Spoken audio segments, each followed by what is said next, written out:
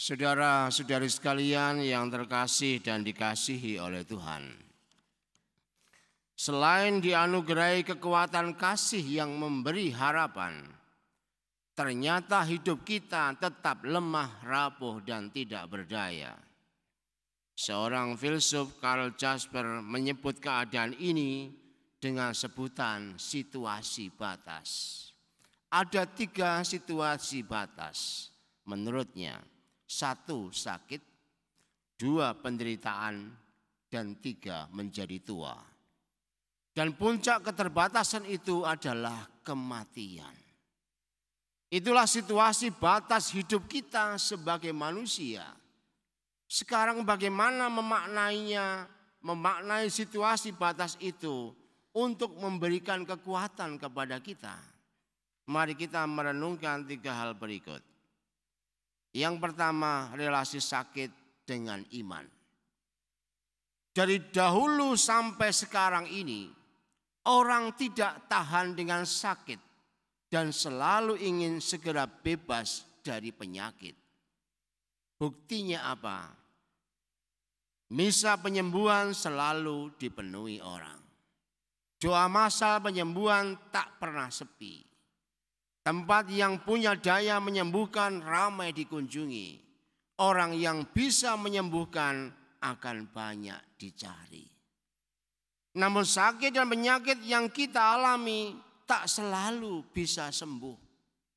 Meski sudah melakukan berbagai doa, diobati dengan segala cara, kadangkala sakit tidak mau lepas dari diri kita.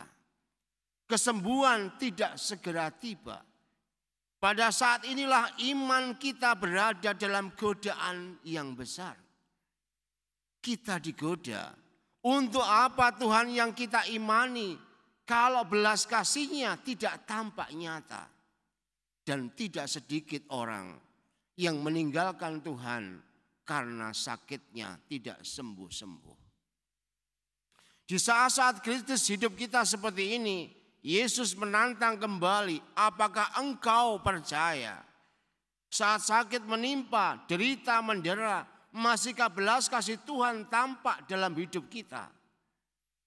Tanpa sebuah iman yang mendalam, sakit dan penyakit yang kita alami akan membuat hidup kita semakin gelap. Ujungnya adalah kita bisa kehilangan iman. Yang kedua, sakit adalah sarana hidup suci. Hari ini kita mendengar Allah menjadikan segala-galanya baik. Yang tuli dijadikannya mendengar, yang bisu dijadikannya berbicara. Pertanyaannya adalah, ketika sakit tidak sembuh secara fisik, apakah Allah tetap baik-baik saja? Teresa dari kanak-kanak Yesus memberi jawabnya. Sejak balita ia menderita secara batin. Ketika lahir ibunya sakit kanker payudara, sehingga ia harus disusui oleh inang penyusu. Tak lama kemudian ibunya meninggal. Saat pertama kemudian melamar masuk suster Karmelites, ia ditolak. Begitu dia masuk biara, tidak disukai oleh suster-suster yang lain. Lebih-lebih penyakit paru-parunya semakin menyerangnya secara ganas sehingga pada umur 24 tahun ia pun mati karena sakit TBC-nya itu. Seluruh hidupnya dipenuhi oleh sakit secara lengkap, baik lahir maupun batin. Yang mengagumkan adalah ketika sakit makin membelit, dia justru merasakan cinta Tuhan yang luar biasa. Tiap kesakitan yang amat berat tiba, ia melihat Yesus yang menderita di bawah salib untuk menebusnya. Ketika dia diejek oleh suster lain, ia mempersembahkan bunga mawar kepada hati kudus Yesus.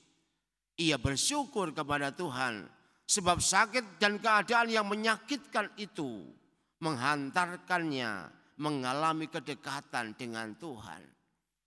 Oleh karena itu, situasi sakit dan lemah sebenarnya membuat setan kalah.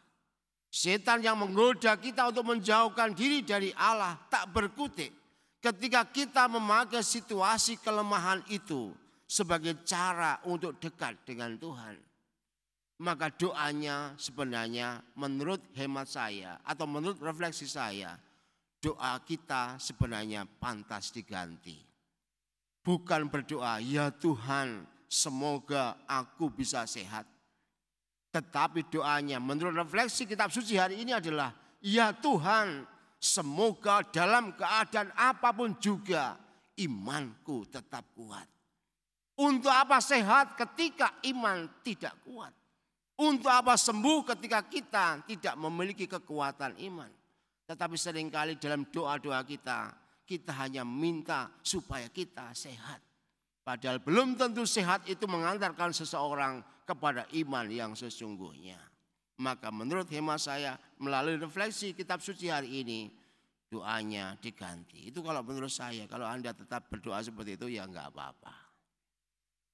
Yang ketiga, hidup secara baru. Ada indikasi kuat bahwa ketulian, kebisuan dan kebutaan di dalam Injil hari ini tidak hanya dimaksudkan secara fisik tetapi juga secara iman. Peristiwa itu sebenarnya merupakan kritikan pedas kepada para muridnya. Setelah sekian lama mereka menjadi murid Yesus, telinga mereka belum juga terbuka sehingga tidak memahami siapakah Yesus itu sebenarnya. Mulut mereka tetap bisu sehingga tak mampu mengakui Allah. Mata mereka tetap buta akan kehadiran Allah yang hidup di dalam hidup mereka. Hal yang sama barangkali juga terjadi dalam diri kita. Kita tahu akan yang baik tetapi tidak melakukan juga. Kita tahu mendendam itu jahat tetapi kita pelihara juga. Kita tahu berbuat tak adil itu adalah melawan Allah. Tetapi kita biarkan terus mengalir dalam hidup kita. Kita biarkan yang jahat menggerogoti diri kita. Telinga kita buat tetap tuli. Lidah kita buat bisu. Mata kita buat buta. Kita sungguh-sungguh tuli, bisu dan buta karena ketegaran hati kita. Hari ini kita diajak sadar dan berani disembuhkan oleh Yesus. Maka biarkan jari-jari Yesus menyentuh telinga kita. Agar kita mampu mendengarkan suara Tuhan dengan baik. Mari kita tuntun tangan Yesus untuk menarik lidah kita yang seringkali keluh. Agar mampu berbicara yang bisa membangun sesama. Arahkanlah telunjuk jari Yesus untuk mencelikkan mata kita sehingga tidak buta dan kemudian menjadi percaya. Semoga lewat sabda Tuhan hari ini hidup kita dibangun secara baru dan tidak hanya hidup dengan biasa-biasa saja. Tuhan memberkati.